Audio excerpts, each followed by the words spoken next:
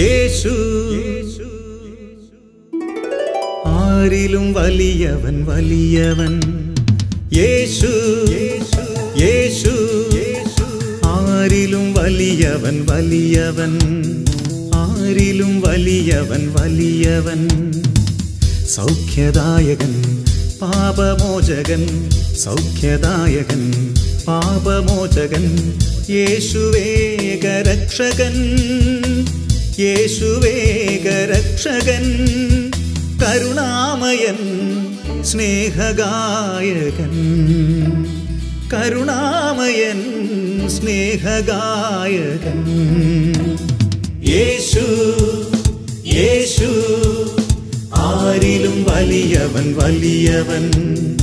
ആരിലും വലിയവൻ വലിയവൻ.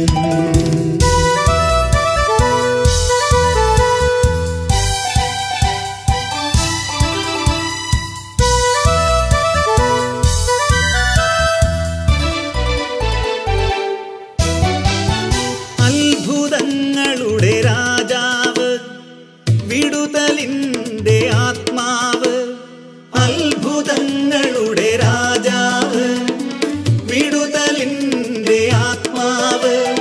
ദുഃഖവും ഭയവും നിരാശയും എല്ലാം വിട്ടുപോകും. ദുഃഖവും ഭയവും നിരാശയും എല്ലാം വിട്ടുപോകും. യേശു യേശു ആരിലും വലിയവൻ വലിയവൻ. യേശു യേശു ആരിലും വലിയവൻ വലിയവൻ.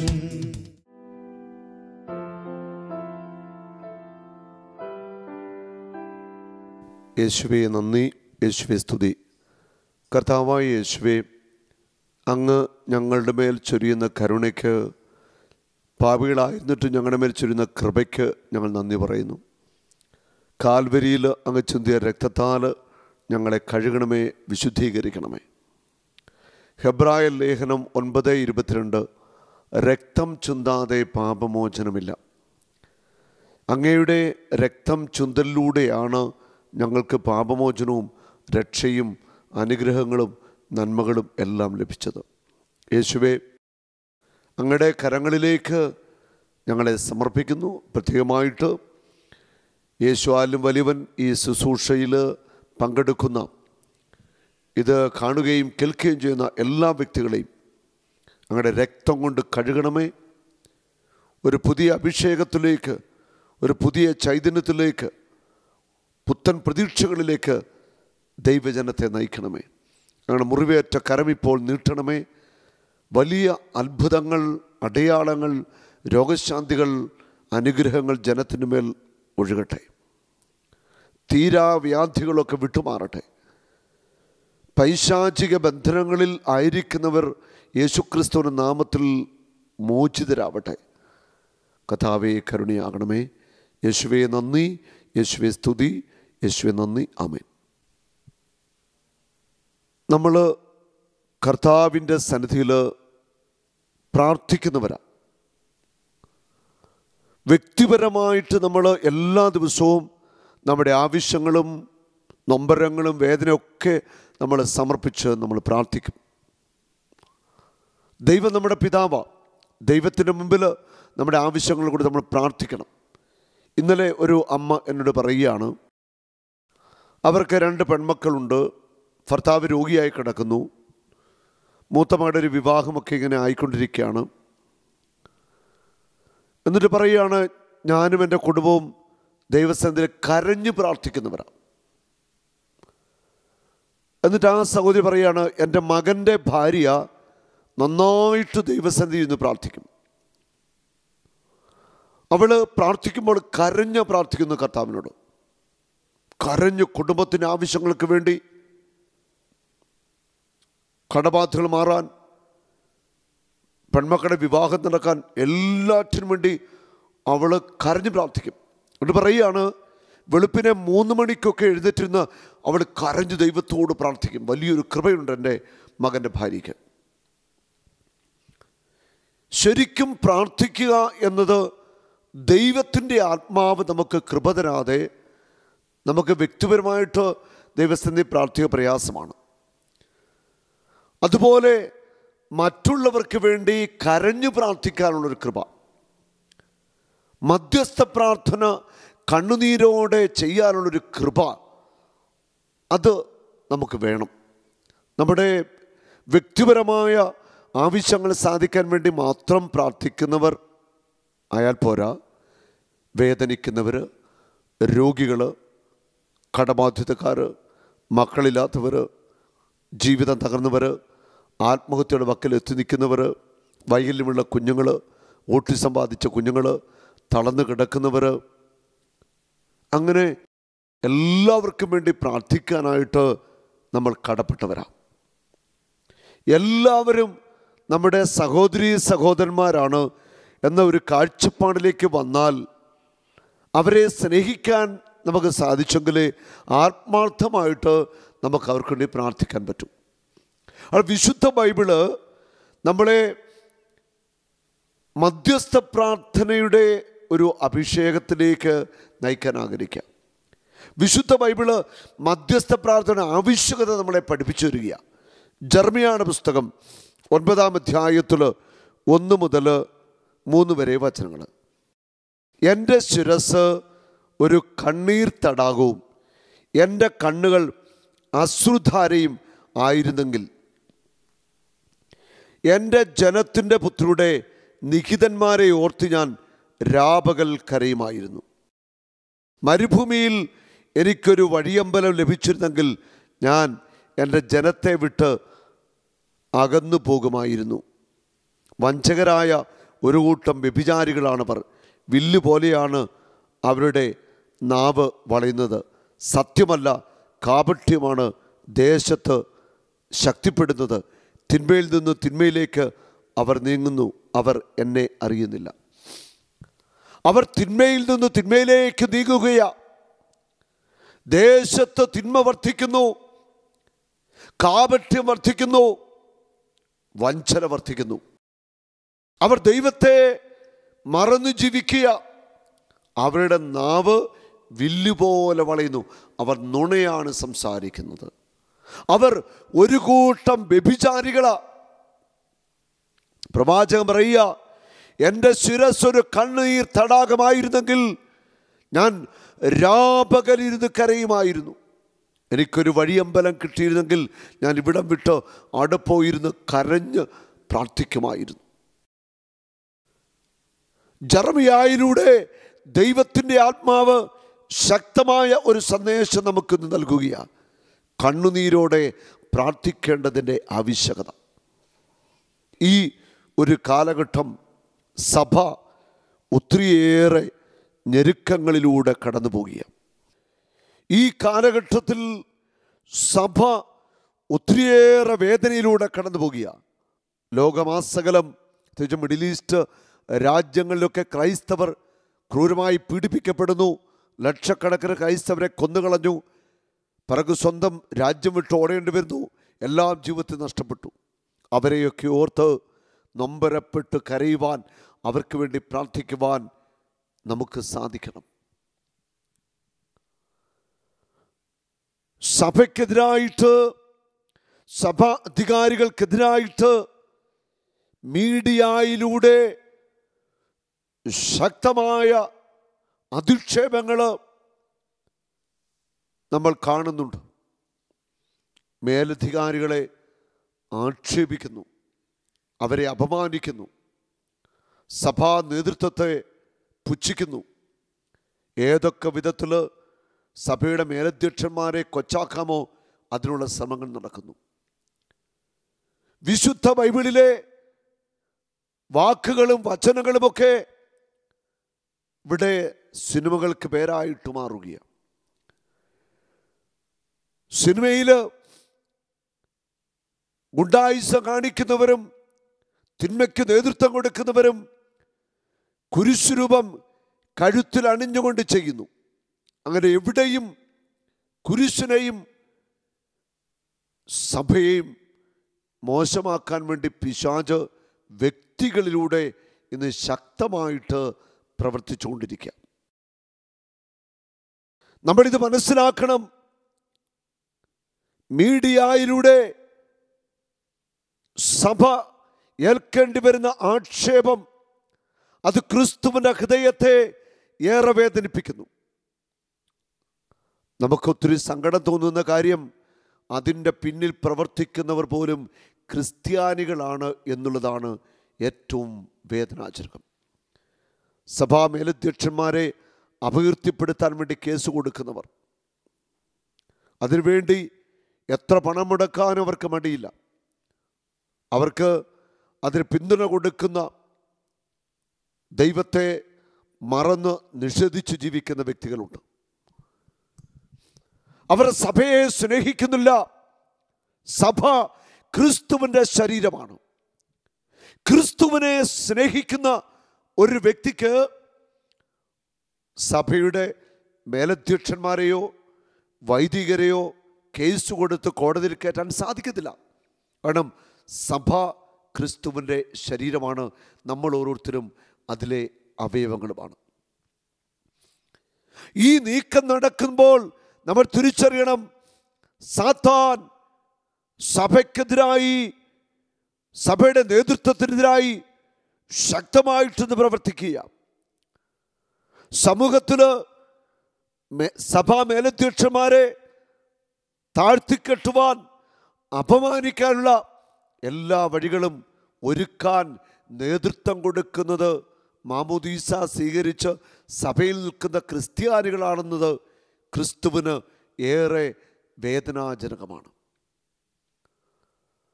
സഭ പ്രതിസന്ധികളിലൂടെ കടന്നു പോകുമ്പോൾ സഭയോട് ചേർന്ന് നിൽക്കുവാൻ, പ്രാർത്ഥിക്കുവാൻ, സഭയെ ശക്തിപ്പെടുത്താൻ നമ്മൾ വിളിക്കപ്പെട്ടവരാ. പരിശുദ്ധ കന്യകാമറിയം പ്രത്യക്ഷപ്പെട്ട പല സ്ഥലങ്ങളിലും, അമ്മ അനേക സ്ഥലത്ത് പ്രത്യക്ഷപ്പെട്ടിട്ടുണ്ട്. അവിടെയൊക്കെ കൊടുക്കുന്ന സന്ദേശങ്ങളിൽ ഏറ്റവും പ്രധാനപ്പെട്ടൊരു സന്ദേശമുണ്ട്. നിങ്ങൾ സഭയ്ക്ക് വേണ്ടി നിരന്തരം പ്രാർത്ഥിക്കണം. വൈദികർക്ക് വേണ്ടി, സഭയുടെ അധികാരികൾക്ക് വേണ്ടി നിരന്തരമായിട്ട് പ്രാർത്ഥിക്കണം. സിസ്റ്റേഴ്സിന് വേണ്ടി പ്രാർത്ഥിക്കണം. ദൈവ ശുശ്രൂഷകർക്ക് പ്രാർത്ഥിക്കണം. മാതാവിൻ്റെ വ്യക്തമായ ശക്തമായ സന്ദേശമാണ്. അതിന് ഏറ്റവും പ്രാധാന്യമറിയിക്കുന്നൊരു കാര്യമാണ് വൈദികർക്ക് വേണ്ടി പ്രാർത്ഥിക്കണം. വൈദികർക്ക് വേണ്ടി നമുക്ക് ശക്തമായിട്ട് പ്രാർത്ഥിക്കണം. ഈ വചനം കേൾക്കുന്നവർ സാധിക്കുമെങ്കിൽ ഉപവാസമെടുത്തു തന്നെ വൈദികർക്ക് വേണ്ടി, സഭയ്ക്ക് വേണ്ടി പ്രാർത്ഥിക്കണം. കർത്താവിൻ്റെ സഭയെ തകർക്കുവാൻ ഒരു നാരകീയ ശക്തിക്കും സാധ്യമല്ല. പക്ഷേ സഭയ്ക്കുള്ളിൽ ഭിന്നത ഉണ്ടാക്കുവാൻ പിശാച് എല്ലാ വഴികളും ഇന്ന് തുറന്നു കൊടുത്തിരിക്കുക. വിശ്വാസികളാണ് ഇവിടെ കണ്ണുനീരോടെ ദൈവസന്നിധിയിൽ ഉപവസിക്കുകയും മുട്ടുമടക്കി രാപകൽ കരഞ്ഞു പ്രാർത്ഥിക്കണം. ജെറമ്യാ പറഞ്ഞില്ലേ, എനിക്കൊരു വഴിയമ്പലം കിട്ടുകയായിരുന്നെങ്കിൽ ഞാനിവിടെ പോയിരുന്ന് കരഞ്ഞു പ്രാർത്ഥിക്കുമായിരുന്നു. നമുക്ക് വിശ്വാസ സമൂഹം ഒന്നു ചേർന്ന് ദിവ്യകാരുണ്യ സന്നിധിയിലൊക്കെ ഇരുന്ന് സഭയിലെ ഭിന്നത വിട്ടുമാറുവാൻ, പൈശാചിക ശക്തിയുടെ ആ ബന്ധനങ്ങൾ തകർക്കപ്പെടുവാൻ നമുക്ക് പ്രാർത്ഥിക്കാം. പരിശുദ്ധ ദൈവമാതാവ് പറഞ്ഞതുപോലെ വൈദികർക്ക് വേണ്ടി സഭാധികാരികളെല്ലാം പരിശുദ്ധാത്മാവിൽ നിറഞ്ഞ് ജ്വലിക്കുന്നവരായിട്ട് മാറുവാൻ നമുക്ക് പ്രാർത്ഥിക്കാം. സഭയെ തകർക്കാൻ ശ്രമിക്കുന്ന പൈശാചിക ശക്തികൾ ബന്ധിക്കപ്പെടാൻ നിരന്തരമായിട്ട് നമുക്ക് ജപമാല ചൊല്ലി പ്രാർത്ഥിക്കാം. ജപമാല സാത്താനെ തകർക്കുന്ന ഏറ്റവും വലിയ ആയുധമാണ്. ജപമാല കയ്യിലെടുത്തുകൊണ്ട് നമുക്ക് നിരന്തരമായിട്ട് സഭാപിതാക്കന്മാർക്ക് വേണ്ടി, വൈദികർക്ക് വേണ്ടി, സിസ്റ്റേഴ്സിന് വേണ്ടി ഒക്കെ പ്രാർത്ഥിക്കാം. അവരൊക്കെ കൂടുതൽ ത്യാഗത്തിൻ്റെ ജീവൻ നയിക്കുവാൻ, വിശുദ്ധിയുടെ ജീവൻ നയിക്കുവാൻ, വലിയ അർപ്പണബോധമുള്ളവരായിട്ട് മാറുവാനൊക്കെ നമുക്ക് പ്രാർത്ഥിക്കേണ്ടിയിരിക്കുന്നു. സഭ തളരുമ്പോൾ, മേലധികാരികൾ വേദനിക്കുമ്പോൾ ആ വേദന നമ്മൾ ഏറ്റെടുത്ത് പ്രാർത്ഥിക്കണം. എൻ്റെ ശിരസ് ഒരു കണ്ണുനീർ തടാകമായിരുന്നെങ്കിൽ എൻ്റെ കണ്ണുകളിലൂടെ നിരന്തരം ഞാൻ കണ്ണുനീരൊഴുക്കി ദൈവസന്നിധിയിൽ പ്രാർത്ഥിക്കുമായിരുന്നു. അപ്പസ്തോല പ്രവർത്തനം 20-ാം അധ്യായത്തിൻ്റെ 28-ാമത്തെ വചനം, നിങ്ങളെയും അജഗണം മുഴുവനെയും പറ്റി നിങ്ങൾ ജാഗരൂകരായിരിക്കുവിൻ. കർത്താവ് സ്വന്തം രക്തത്താൽ നേടിയെടുത്ത ദൈവത്തിൻ്റെ സഭയെ പരിപാലിക്കാൻ പരിശുദ്ധാത്മാവ് നിയോഗിച്ചിരിക്കുന്ന അജപാലകരാണ് നിങ്ങൾ. അജപാലകരോട് പൗലോസ് അപ്പോസ്തലൻ പറയുകയാണ്, നിങ്ങളെയും അജഗണം മുഴുവനെയും പറ്റി നിങ്ങൾ ജാഗരൂകരായിരിക്കണം. അജപാലകര് ദൈവത്തിൻ്റെ ജനത്തെ, വിശ്വാസ സമൂഹത്തെക്കുറിച്ച് നിരന്തരമായിട്ട് കരുതലുള്ളവരായിരിക്കണം. അവരെക്കുറിച്ച് ജാഗരൂകരായിരിക്കണം. വിശ്വാസ സമൂഹം തെറ്റായ പഠനങ്ങളിലേക്കോ വഴിതെറ്റിപ്പോകാൻ പാടില്ല. അവരെക്കുറിച്ച് ജാഗരൂകരായിരിക്കണമെന്നാണ് പൗലോസ് അപ്പോസ്തലൻ പറയുന്നത്. വിശ്വാസികളെ ഓർത്ത് എപ്പോഴും അജപാലകർ ജാഗരൂകതയുള്ളവരും ശ്രദ്ധാലുക്കളുമായിരിക്കണം. വിശ്വാസ സമൂഹത്തിന് നല്ല പ്രബോധനങ്ങൾ കൊടുത്ത് പ്രാർത്ഥനയിൽ, വിശുദ്ധിയിൽ, ദിവ്യകാരുണ്യത്തിൽ കേന്ദ്രീകരിച്ച് അവരെ വളർത്തുവാൻ അജപാലകർ ഏറെ ശ്രമിക്കണം. കർത്താവ് സ്വന്തം രക്തത്താൽ നേടിയെടുത്ത ദൈവത്തിൻ്റെ സഭയെ പരിപാലിക്കാൻ പരിശുദ്ധാത്മാവ് നിയോഗിച്ചിരിക്കുന്ന അജപാലകരാണ് നിങ്ങൾ. യേശു തൻ്റെ രക്തത്താൽ നേടിയെടുത്ത സഭ, തൻ്റെ ശരീരം തന്നെയാകുന്ന സഭ, രക്തത്താൽ നേടിയെടുത്ത ദൈവത്തിൻ്റെ സഭ, കർത്താവ് സ്വന്തം രക്തത്താൽ നേടിയെടുത്ത ദൈവത്തിൻ്റെ സഭയെ പരിപാലിക്കാൻ പരിശുദ്ധാത്മാവ് നിയോഗിച്ചാക്കിയിരിക്കുന്നവരാണ് അജപാലകർ. അപ്പോൾ ഓരോ വൈദികനെയും യേശു തൻ്റെ രക്തം കൊണ്ട് നേടിയെടുത്ത ദൈവജനത്തെ പരിപാലിക്കാനായിട്ട് നിയോഗിച്ചാക്കിയിരിക്കുന്നവരാണ്. പിശാച് ഇന്ന് ശക്തമായിട്ട് പ്രവർത്തിക്കുക. വിശ്വാസികളുടെ ഇടയിൽ ഭിന്നത ഉണ്ടാക്കുന്നു, അധികാരികളുടെ ഇടയിൽ വിഭാഗിത ഉണ്ടാക്കുന്നു, വൈദികരുടെ ഇടയിൽ ഭിന്നത ഉണ്ടാക്കുന്നു. അങ്ങനെ പിശാച് കടന്നാക്രമിക്കുക. യൂറോപ്യൻ രാജ്യങ്ങളിൽ വിശ്വാസ സമൂഹമൊക്കെ ചെതറി ദേവാലയങ്ങളിൽ ആളുകളില്ലാത്ത അവസ്ഥ. പല ദേവാലയങ്ങളും ഇതാ വിൽക്കുവാനിട്ടിരിക്കുന്നു. വൈദിക ശുശ്രൂഷകനായിട്ട് യുവതലമുറ കടന്നു വരുന്നില്ല. വിശ്വാസം നഷ്ടപ്പെട്ട യുവതി യുവാക്കന്മാർ. ലോകത്താകമാനം നമ്മളിത് കാണുമ്പോൾ പരിശുദ്ധ കന്യകാമറിയം ലോകത്തിന് നൽകിയ സന്ദേശത്തെ നമ്മൾ ഏറ്റെടുക്കണം. വൈദികർക്ക് വേണ്ടി നിങ്ങൾ ത്യാഗത്തോടെ പ്രാർത്ഥിക്കുക. സഭയ്ക്ക് വേണ്ടി ഉണർന്നിരുന്ന് പ്രാർത്ഥിക്കുവാൻ, ഉപവസിക്കുവാൻ നമ്മൾ തീരുമാനമെടുക്കണം. ഒരിക്കലും വിശ്വാസ സമൂഹം വൈദികരെ കുറ്റം പറയുവാൻ, സഭയെ കുറ്റം വിധിക്കുവാൻ, സഭാധികാരികൾക്കെതിരെ കേസ് കൊടുക്കുവാൻ, ദ്രോഹിക്കുവാൻ ഇറങ്ങിത്തിരിക്കരുത്. അങ്ങനെ ആരൊക്കെ ഇറങ്ങിത്തിരിച്ചിട്ടുണ്ടോ അവരും അവരുടെ കുടുംബങ്ങളും തലമുറകളും അതിന് വില കൊടുക്കേണ്ടി വന്നിട്ടുണ്ട്. സങ്കീർത്തനം 105:15-16, എൻ്റെ അഭിഷിക്തരെ തൊട്ടുപോകരുത്, എൻ്റെ പ്രവാചകന്മാരെ ഉപദ്രവിക്കരുത്. അങ്ങനെ ചെയ്താൽ നിന്റെ അപ്പത്തിൻ്റെ താങ്ങ് ഞാൻ തകർക്കും. ദൈവം തെരഞ്ഞെടുത്ത പരിശുദ്ധാത്മാവ് അഭിഷേകം ചെയ്ത് നിയോഗിച്ചാക്കിയിരിക്കുന്ന പുരോഹിതന്മാർ ദൈവ ശുശ്രൂഷകർക്കെതിരെ കരമുയർത്തരുത്. ദൈവത്തിൻ്റെ ശുശ്രൂഷകരെ വേദനിപ്പിക്കാനോ ദ്രോഹിക്കാനോ കേസ് കൊടുക്കാനോ ഇറങ്ങിത്തിരിക്കരുത്. അങ്ങനെ ഇറങ്ങിത്തിരിച്ചവർ കുറിച്ചിട്ടുകൊള്ളുക. വരും നാളിൽ നിന്റെ കുടുംബം വലിയ തകർച്ചയിലേക്ക് പോകാൻ പോകുക. ദൈവത്തിൻ്റെ മുൻപിൽ നീ കണക്ക് കൊടുക്കേണ്ടി വരും. അഭിഷേകത്തെ തൊട്ടവർ ദൈവസന്നിധിയിൽ കണക്ക് പറയേണ്ടി വരും. അതുകൊണ്ട് വളരെ സൂക്ഷിക്കുക. നമുക്ക് കണ്ണുനീരോടെ വൈദികർക്ക് വേണ്ടി, സഭയ്ക്ക് വേണ്ടി പ്രാർത്ഥിക്കാം. സഭയ്ക്കെതിരെ കേസ് കൊടുക്കാൻ ഒക്കെ ഇറങ്ങിത്തിരിക്കുന്ന വിശ്വാസ സമൂഹത്തിൽപ്പെട്ട ചില മക്കളുണ്ട്. അവർക്ക് വേണ്ടി നമുക്ക് കണ്ണുനീരോടെ പ്രാർത്ഥിക്കാം. കർത്താവ് എല്ലാവരോടും ഇന്ന് കരുണ കാണിക്കട്ടെ. യേശുവേ നന്ദി, യേശുവേ സ്തോത്രം, പരിശുദ്ധാത്മാവേ നന്ദി. ആമേൻ.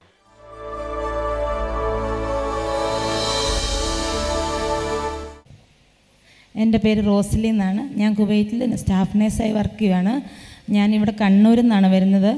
ഞങ്ങൾ ഫാമിലി മുഴുവൻ വന്നിട്ടുണ്ട് ധ്യാനത്തിനായിട്ട്. ബ്രദർ കുവൈറ്റ് ധ്യാനത്തിന് വന്നപ്പോൾ എനിക്ക് അന്ന് പോയി പങ്കെടുക്കാൻ സാധിച്ചില്ലായിരുന്നു. എനിക്കൊരു നവംബർ മാസം അവസാനം തൊട്ട് കൈക്ക് വേദന തുടങ്ങിയായിരുന്നു. ജനുവരി കഴിഞ്ഞപ്പോഴത്തേനും കൈ പുറകോട്ട് തിരിക്കാനും പൊന്തിക്കാനും, കൈ ഇത്ര പൊന്തിക്കാൻ മുകളിലോട്ടൊന്നും പൊന്തിക്കാൻ വയ്യായിരുന്നു. ഇങ്ങനെ പൊന്തിക്കാനൊക്കെ ഭയങ്കര ബുദ്ധിമുട്ടായിരുന്നു.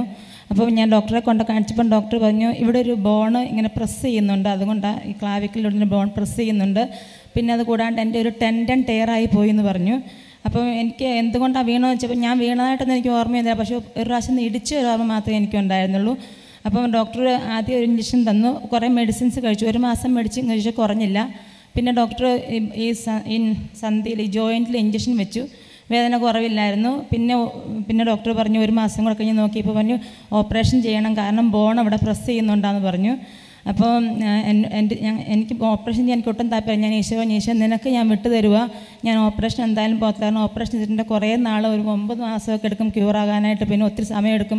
എനിക്കത് വേണ്ട ഈശോ എന്ന് പറഞ്ഞ് ഞാൻ ഈശോയ്ക്ക് വിട്ടുകൊടുത്തിരിക്കുകയായിരുന്നു. അപ്പോൾ എൻ്റെ ഒരു ഫ്രണ്ട്, ഞാൻ ബ്രദറിൻ്റെ ധ്യാനമൊക്കെ കണ്ടിട്ടുണ്ടെങ്കിൽ എനിക്കറിയാം ബ്രദറിൻ്റെ ഒത്തിരി സൗഖ്യം അറിയായിരുന്നു. അപ്പോൾ എൻ്റെ ഒരു ഫ്രണ്ട് ബിക്കി ഇങ്ങനെ ഞങ്ങളോട് പറഞ്ഞു ബ്രദറിൻ്റെ കാര്യം പറഞ്ഞു. അപ്പോൾ ഞങ്ങൾ ബിക്കി ത്രൂ ബ്രദറിനോട് സംസാരിച്ച് ബ്രദർ പറഞ്ഞ് ചിറ്റടിയിൽ ഞങ്ങളൊരു നെറ്റിൽ കണ്ടായിരുന്നു ബ്രദറിൻ്റെ ഒരു ധ്യാനമുള്ളതായിട്ട്. അപ്പോൾ ഞങ്ങളത് ബുക്ക് ചെയ്തു. അതിനുശേഷം ഞങ്ങൾ ലീവായിരുന്നു. സോ ലീവായിട്ട് ഇങ്ങോട്ടേക്ക് പോന്നു. ഓപ്പറേഷന് എന്നെ മാർച്ച് 5-ാം തീയതി പോസ്റ്റ് ചെയ്തിരുന്ന ഞാൻ, പക്ഷേ ഓപ്പറേഷന് പോയില്ല. മെഡിസിൻ പക്ഷേ എടുക്കുന്നുണ്ടായിരുന്നു കണ്ടിന്യൂസ് ആയിട്ട്. എനിക്ക് ഡ്രസ്സ് ഊരാനോ കൈ പൊന്തിക്കാനോ സാധിക്കത്തില്ലായിരുന്നു. പിന്നെ ഞാൻ ചിറ്റടിയിൽ ഒരു 1 ഡേ കൺവെൻഷൻ വന്നപ്പോൾ ബ്രദർ എനിക്ക് വേണ്ടി പ്രാർത്ഥിച്ചു, ഇവിടെ അടിച്ചു പ്രാർത്ഥിച്ചു.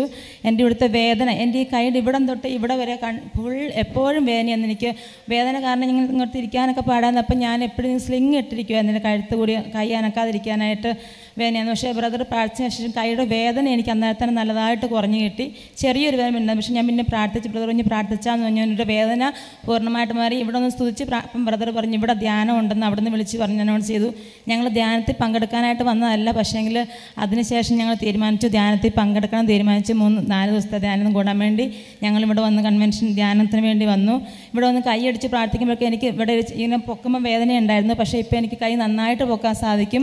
ഞാൻ ഈശോയിൽ പൂർണ്ണമായിട്ട് വിശ്വസിക്കുന്നു. യേശുവേ നന്ദി, യേശുവേ സ്തോത്രം, യേശുവേ മഹത്വം. യേശു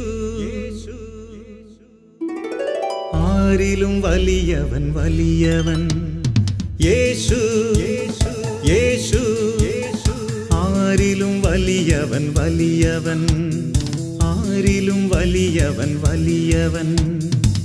സൗഖ്യദായകൻ പാപമോചകൻ, സൗഖ്യദായകൻ പാപമോചകൻ, യേശുവേകരക്ഷകൻ യേശുവേകരക്ഷകൻ. കരുണാമയൻ സ്നേഹഗായകൻ, കരുണാമയൻ സ്നേഹഗായകൻ. യേശു യേശു ആരിലും വലിയവൻ വലിയവൻ, ആരിലും വലിയവൻ വലിയവൻ.